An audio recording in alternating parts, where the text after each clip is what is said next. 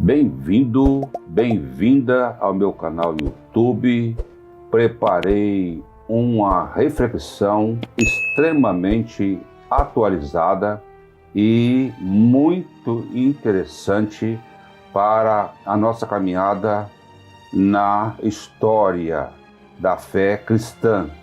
Eu gostaria que você curtisse esse vídeo. Eu gostaria que você, se pudesse, colocasse ele na tela da sua televisão e o assistisse com outras pessoas. Eu gostaria que você se inscrevesse em meu canal. Gostaria que você também espalhasse esse vídeo para os seus amigos e amigas, que você compartilhasse nas suas redes sociais também. Qual é o título da minha reflexão? É a banalização do sagrado. A banalização do sagrado, e eu tenho como fundamento 1 Samuel, capítulo 2, do versículo 12 ao 18. Mas você pode ler o capítulo 2 todinho, porque você vai ampliar a sua visão. Nós vamos falar agora de uma família de sacerdotes, do sacerdócio araônico, que encontra semelhanças com muitos empreendimentos familiares e religiosos da atualidade. 1 Samuel 2 fala do sumo sacerdote Eli e de seus filhos Ofni e Finéias, sacerdotes também. O texto bíblico descreve esses dois líderes do povo de Deus como filhos de Belial, como pessoas incrédulas, que não conheciam o Senhor, que não prestavam, que não se importavam com o Senhor, nem com o serviço religioso. Pelo fato de pertencerem à família sacerdotal, entendiam que eram intocáveis, entendiam que eram insubstituíveis, estando acima do bem e do mal. O superior deles era o pai, um senhor idoso, obeso, quase cego e, em termos de disciplina, frouxo. A Bíblia diz que Eli honrava mais aos filhos do que a Deus. Eles eram libertinos e promíscuos, deitando-se com as mulheres dos serviços religiosos à porta da tenda da congregação. Eles perderam os limites ou nunca os tiveram na vida. Eles se engordavam das melhores ofertas oferecidas pelos trabalhadores que vinham a Siló sacrificar. Exigiam carne crua com gordura, o que era proibido para fazerem churrasco, liberalmente ou sob ameaça de agressão física. Ofni e Finéias pisavam aos pés as ofertas trazidas pelo povo de Deus. Está escrito lá no texto. O comportamento pecaminoso deles espalhou-se em todo Israel. O povo crente ficou escandalizado com o mau exemplo deles. Eles banalizaram o sagrado, as coisas consagradas, e debocharam do sacrifício do povo de Deus. Deus se arrependeu das promessas feitas aos ancestrais deles. E Deus disse: os que me desprezam serão desmerecidos, serão desprezados. Deus decide que jamais haverá velho na árvore genealógica de Eli. E todos os descendentes morreram na flor da idade. E se porventura alguém restou, essa pessoa sobreviverá como pedinte, como esmoleiro. Deus prometeu e cumpriu, pois pelas mãos dos filisteus, Hófni e Finéias foram mortos. Eli, ao receber a notícia, caiu da cadeira, quebrou o pescoço e morreu. A mulher de Finéias, grávida, não suporta a notícia, dá à luz a um filho e também falece. A arca de Deus foi levada pelos filisteus. Houve um alvoroço e frustração do povo de Deus. A mulher de Finéias, grávida, não suportou a morte do esposo. E esse filho que ela deu à luz, ele recebe um nome que significa "e foi-se a glória de Deus". Foi-se a glória de Deus do tabernáculo. Foi um tempo de solidão inquietante, de um vazio espiritual, com raridade da palavra de Deus. Sumiram as profecias, sumiram as revelações, as visões. Deus decidiu ficar em silêncio. E o silêncio de Deus também é punitivo. E no silêncio Deus rompe com a hereditariedade, Deus rompe com a genética e encontra Samuel, um inexperiente e anônimo jovem, desconhecido da hierarquia araônica. Antes de tudo o que aconteceu, Deus enviou um profeta para confrontar Eli e avisá-lo de tudo o que aconteceria. Deus sempre envia os seus filhos e filhas para comunicar ao povo os seus desígnios. Deus avisa, Deus exorta, e foi assim que aconteceu com Eli. Ele recebeu um mensageiro de Deus para avisar das consequências dos atos danosos dos seus filhos.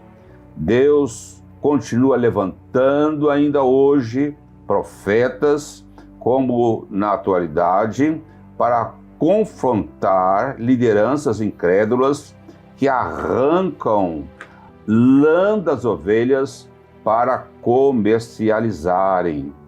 Segundo a epístola de Judas, irmão do Senhor, são perigosos.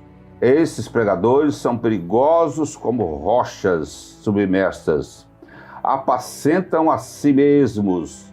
São nuvens sem água, que são estrelas errantes. Estão duplamente mortos. É o que diz a palavra de Deus. E esses tiranos do mercado da fé entendem que estão acima do bem e do mal. Deixe-os com a síndrome de Lúcifer. Retorne para a sua família, seja líder da igreja que está em sua casa. A igreja que está em sua casa é maior do que o templo que você está indo. Você é gente boa e não deve continuar aplaudindo lideranças que estão comprometidas com riquezas, com políticas partidárias, com mentiras. Não, é tempo de você se despertar e acordar. Há muitos templos que são cavernas de morcegos. Neles se extrai o sangue e as resistências dos ouvintes. Sai da escuridão e da exploração. Esses lugares não são dignos da sua presença. Não é fácil cair fora, especialmente em função do valor do seu dízimo e da sua regularidade com ele. Se a sua dedicação for boa, se você traz novos frequentadores para o rebanho deles, eles são bajuladores de quem lhes interessa. Entretanto, esses mercenários não merecem a sua companhia. Parece que a proposta inicial de certos pregadores era expelir demônios, mas acabaram se comprometendo com os demônios. Hoje estão misturados. Esses messias não sabem sobreviver sem inimigos para atacá-los. Atacando-os, estão atacando as suas próprias tragédias internas, que são projetadas naqueles que são diferentes. Atacam quando se sentem ameaçados, atacam por inveja, são destruidores da dignidade alheia, são pessoas com aversão de si mesmas, sentem-se sempre perseguidas e por isso estão sempre perseguindo outras pessoas que eles entendem que são seus concorrentes no mercado da fé. São a esses líderes que muitos escravos da religiosidade se submetem. Entendem que os constantes desafios destinam-se para provar a fé deles. Entendem que a submissão absoluta a eles é sinônimo de obediência a Deus. E isso é culto à personalidade. Isso é culto a deuses. São pessoas infradas, egoístas e avarentas. O bem deles depende dos bens dos seus seguidores. Estão tosquiando e comercializando a lã das ovelhas, inclusive negociando o cadastro de membros com os políticos. É tempo de você pensar e repensar na sua caminhada. Esses pregadores mais ricos do Brasil moram em condomínios seguros, têm os melhores planos de saúde, têm motoristas, carros blindados, seguranças particulares, aeronaves, as melhores bancas de advogados. Eles têm interferência no poder judiciário, legislativo, político e nos demais segmentos da sociedade. Os seus seguidores são eternos repetidores de mantras, frases de impacto, propagando os empreendimentos do grande irmão. Tudo adquirido com dinheiro de trabalhadores e trabalhadoras e tudo administrado pelos seus familiares que não prestam contas aos seus financiadores, os acionistas das empresas da fé, que são os dizimistas. Esses líderes recolhem volumes enormes de dinheiro diariamente, não pagam impostos, não declaram tudo ao governo, tudo em nome de Deus. Apresenta Deus como um jagunço e se dizem representantes dele, de Deus. E com o nome de Deus ameaçam as pessoas que pensam diferentemente deles. Cada dia mais templos, como se fosse pedágio, como se fossem loterias, são erguidos, são construídos com o dinheiro das pessoas desamparadas, das pessoas necessitadas, simplesmente com saliva, com falação, com sedução. Eles não correm os riscos dos empresários e dos investidores. É um dinheiro certo. Eles não correm os riscos dos trabalhadores que transitam diariamente em péssimos transportes públicos e mesmo daqueles que têm carro que ficam nos engarrafamentos. É um dinheiro certo, com saliva, com falação e com sedução.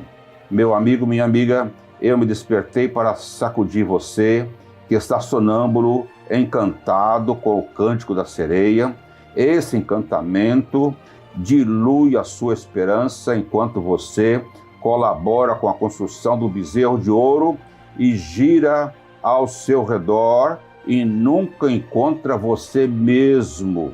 O bezerro é uma farsa e é de propriedade de quem está fazendo promessas de prosperidade. Prosperidade para eles e os seus empreendimentos e os seus familiares. Eles não pedem dinheiro a Deus, eles pedem ao povo trabalhador. E, ironicamente, quando os seus seguidores necessitados os procuram pedindo dinheiro, são exortados como pessoas sem fé. Essas pessoas são ordenadas a pedirem dinheiro a Deus. Para os milionários exploradores da fé do povo brasileiro, felicidade consiste na obtenção de recursos financeiros, imóveis, carros blindados, aeronaves, fazendas, aplicações financeiras. Isso tudo está na contramão dos ensinos de Jesus Cristo. O mestre não tinha onde reclinar a sua cabeça. Entrou triunfantemente em Jerusalém, montado num jumentinho emprestado. Antes de morrer, pediu que João cuidasse da sua mãe. Me levantei para te informar que você está ficando tonto, girando ao redor do bezerro de ouro, girando num círculo vicioso. E o pior, com pensamentos circulares. Pensamentos circulares é uma das características destas bolhas eclesiásticas. Numa manada encurralada em direção ao vazio, em direção ao nada, em direção ao final que eu não sei onde está. É o final de quem se submete à subserviência, à submissão. É o resultado de quem escolhe o conformismo que lhe é apresentado, de quem aceita ser reduzido, de quem tem medo de criticar os líderes religiosos, líderes com personalidades partidas, amareladas, cadavéricas, fazem shows com suas máscaras, com suas maquiagens sempre retocadas, com a linguagem de mercado, em palcos altos, com musicabilidade que entorpece as atividades críticas do cérebro, ambiente com cores que produzem relaxamento físico e mental. São contestação da própria fé evangélica. É a imagem de ruptura com a humanidade. É uma distorção do evangelho. Se você se sente na obrigação de entregar dinheiro, comprar produtos da organização religiosa que você frequenta, elogiar e defender o homem que promete cobertura espiritual, prestar serviços gratuitos e conquistar novos membros para o empreendimento, provavelmente você está transformando a graça de Deus em meritocracia. Você está pretendendo conquistar a salvação pelas boas obras. E lamento dizer que a sua fé está num processo de dilaceração. A sua fé está sendo dilacerada. A sua espiritualidade está num adiantado processo de corrosão. A sua identidade está evaporando. A boa notícia é que você pode rever, você pode recomeçar, voltar ao início do Evangelho, lendo e meditando nas Escrituras. O Espírito Santo está com você. A Bíblia diz que somos sacerdotes e sacerdotisas de Deus. Não existem mais intermediários. Não existe cobertura espiritual melhor do que a cobertura do Espírito Santo e da Palavra de Deus.